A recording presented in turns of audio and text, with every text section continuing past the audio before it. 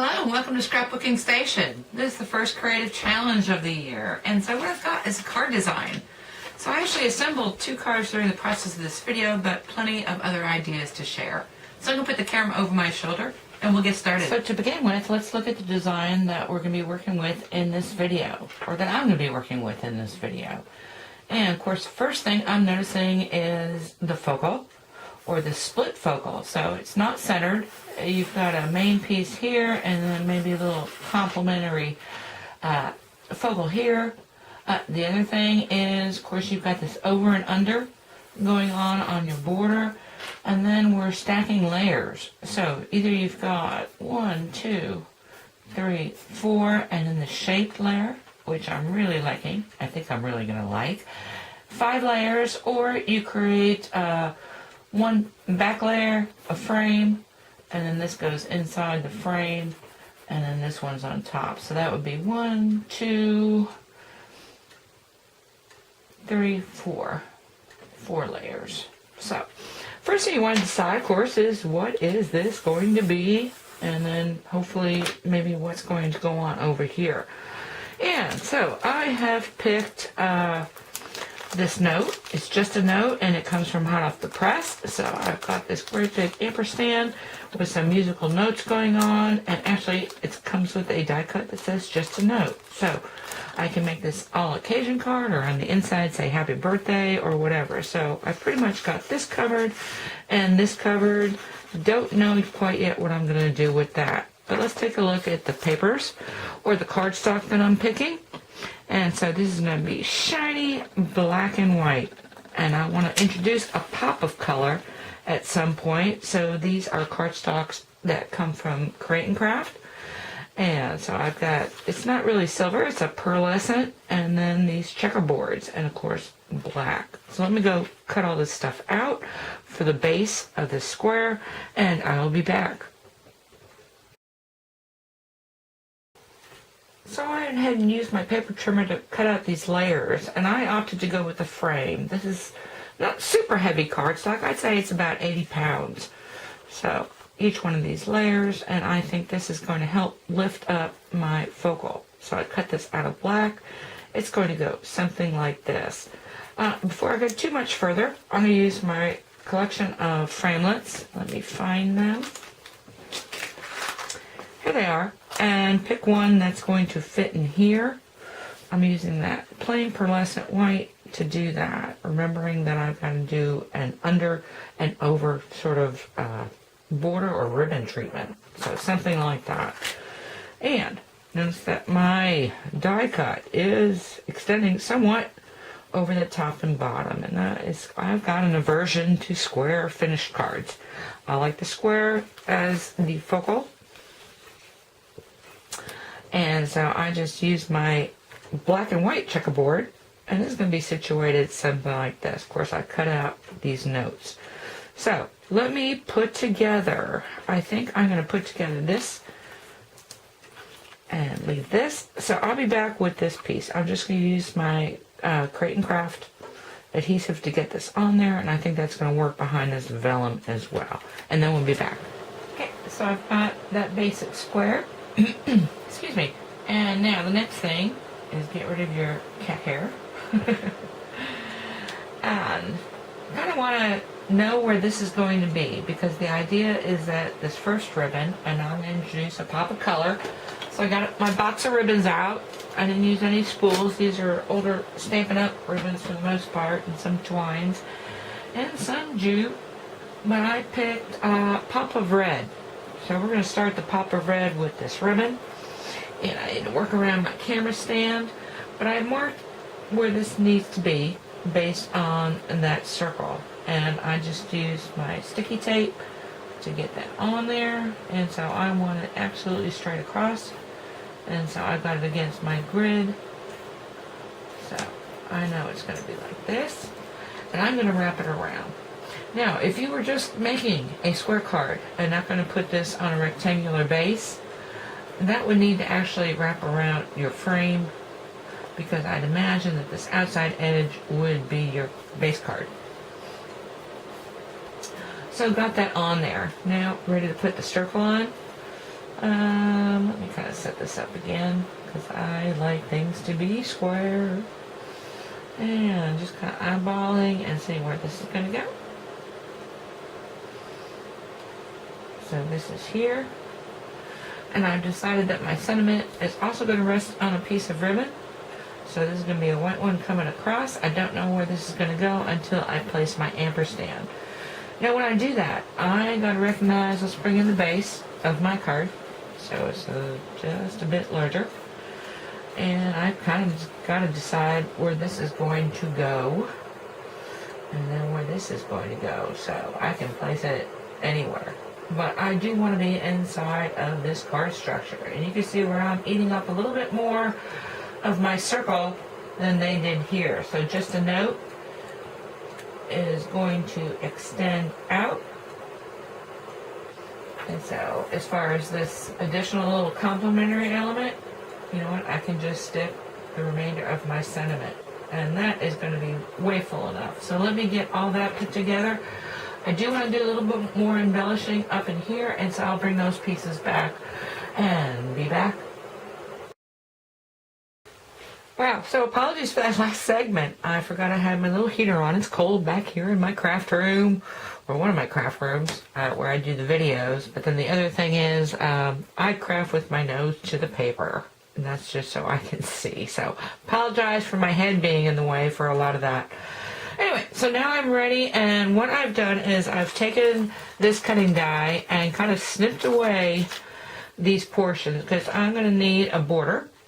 And the reason I have this here is I inadvertently put some glue back behind here, so I don't want it sticking to my cardstock, because I am going to wrap these in and out. And I probably want to do that next before putting on my sentiment, because I actually want the sentiment to be over the red. So kind of pops of red. I've got to kind of situate that. And actually when I'm back, I think the last thing is I've got to decide on, I've got a 1/4 inch grosgrain ribbon. So I can go with the red again or use a black. So I'll put that on there and then we'll start talking. Well, I'll leave you a finished picture of the front, talk about that, and then we'll talk about the inside. So that was my finished front, or this is my finished front, and I opted just to put this one through here and add a little bling. These are basic rhinestones from Stampin' Up, and I always harp on ribbons buying neutral, but the same goes for bling. So if you buy bling that's clear or white, you can always color it, and I just use my Sharpie marker to color it red. Initially I was going to go ahead and tuck this little knot bow up in there, and then I just decided I needed to balance out my red a little bit. So really pretty. And on the inside, so let's open this up. Since I didn't use the staff on the front, I decided to go ahead and incorporate it onto the interior design, and then I just stamped it here with the definition of because. So just a note, because, and I can write anything in here I want. Of course, I'm always going to do an envelope, and this one is just white craft paper, and then I use some black light cardstock. This is probably about 60-pound cardstock to decorate the flap. Now, I didn't want to demonstrate these, but I want to talk about some similar designs where I just kind of tweak things. So I've got, let's move this out of the way. I've got this one. So a lot of the same kind of deals. Where is my sketch? I've got a little sketch here. So in tweaking, what I've done is, of course, again, I'm first deciding on this left side focal. And this is the Angelique flower from Tattered Lace. And it comes with some coordinating cutting dies. So I've got an Angelique panel, which happens to be a circle. So I used a circle again for the top layer, and because this circle was as large as it is, I could have cut it down, but I decided to kind of forgo the whole frame thing. And so since I was kind of getting rid of the frame instead of just a little coordinating element, I used my hummingbird. So this is Dee's Distinctively Hummingbird, and it comes in pieces. And then lastly, just added a little bit of a shine using Perfect Pearl. So these come from Ranger, and this is actually the Perfect Pearl. So, like I said, kind of the same thing. Since this was as busy up here, I moved that whole sentiment border treatment down toward the bottom. So again, under my circle and then over my circle, stamped a sentiment added a bow. On the inside, again, kind of using leftovers. Since I cut that focal out of computer cardstock, I had this great Audi that makes a nice shadow, and then using my outside of that circle for this piece, like so. These are botanical frame papers from Paper Wishes. Stamp sets always come from Stampin' Up! Predominantly, and the cardstock, this nice heavy cardstock, pattern cardstock, comes from Create and Craft.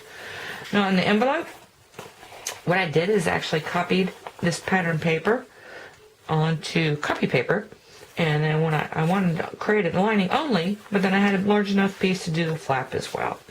So, and I've got one more, a little bit more tweaking. So in the others, I've used a large cutting die. Well, you don't always have large cutting dies. This is Cattails from Spellbinders, and all I did was cut two, actually. So I've got the gold, this Gold Mary cardstock, and then I've got some cardstock from Stampin' Up! Forest Foliage, I think it was called. Anyway, split up. Let me pull this out. So this cutting die was a little bit wider than I wanted, so all I did was kind of trim off pieces. So I've got sections going here and here. I've got some Stampin' Up! Vellum back behind here. I've got a Paper Wishes or Hot Off the Press Dazzle as a greeting. Then I use the stamp. This comes from Stampin' Up! It's Wetlands, to go ahead and kind of create this right side companion. So I don't know which focal is really kind of the primary focal, but I think it all looks good. More of a masculine kind of color. This has been heat embossed with early espresso.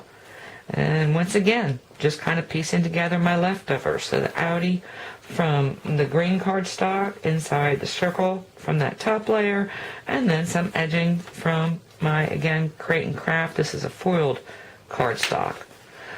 Envelope this time I just used to use a piece of what comes out of 2 pounds of paper. So I just found a wood grain that would work for this card. And I think this paper is, actually I know this paper is Nature's Touch, and it's also from Hot Off the Press. So that kind of pattern kind of blended this together. Okay, well now I want to kind of take advantage of some card structures that take advantage of a square focal. So these have all been kind of squares inside of rectangles. So let me get all this out of the way, leave you photos of what we've done so far, and then move to the next project.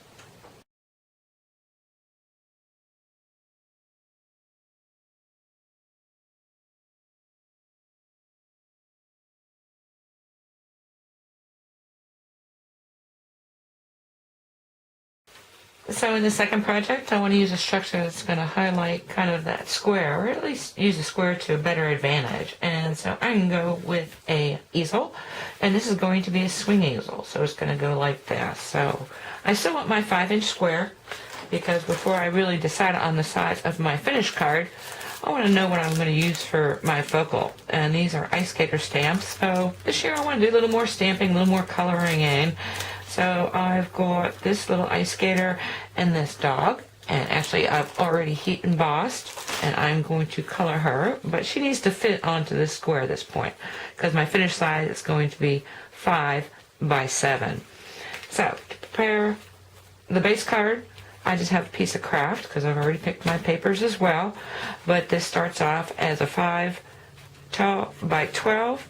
I'm going to score 5 inches from the left to give me my front, and then a score line from corner to corner, going from the bottom front to, or the bottom left to the top right. And so when it gets situated, it's going to look something like this. Okay, for my pattern papers, that was my dog if you heard him barking in the back.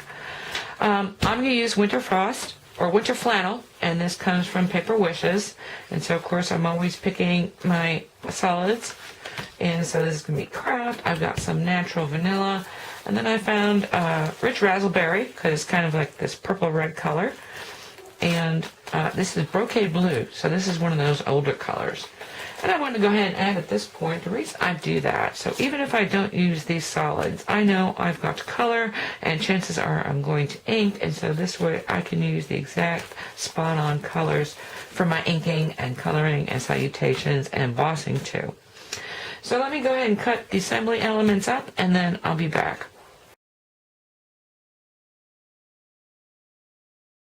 So I came back with my finished card because really nothing new was going on. The patterns have changed, and of course now I've got stamped images that have been colored in, and I've got my swing easel. So the thing I've added, instead of putting a circle into the center, kind of use a circular image. These are Festive Flurry framelits. So again, kind of picking the size that would fit into that center square. I got my under as cardstock and over as cardstock, and nice salutation. And I don't know if you've noticed, but I've been using very few adornments or embellishments on top of these layers. And that's a really great thing about layering papers and solids. And of course, this is going to swing up, and anytime you've got an easel, whether it's a swing or regular, you want to be able to prop that up. And so I just use more of the same, kind of the same little stamps for my sentiment on the inside and a patterned paper. Now the other thing, this is kind of interesting, because when you send these, this was based on, well, partly because I've had family members come over and show them my cards, and anytime I show them an easel, whether it's a standard easel or a swing like this one, they said, I wouldn't have known to do that unless you showed me. So I've got a sticky note here that says prop up to display with the finished card, and that's just so the person that gets it, and this is true for if you've got any card that pulls apart or the other kind of unique structures, you might want to do that as well.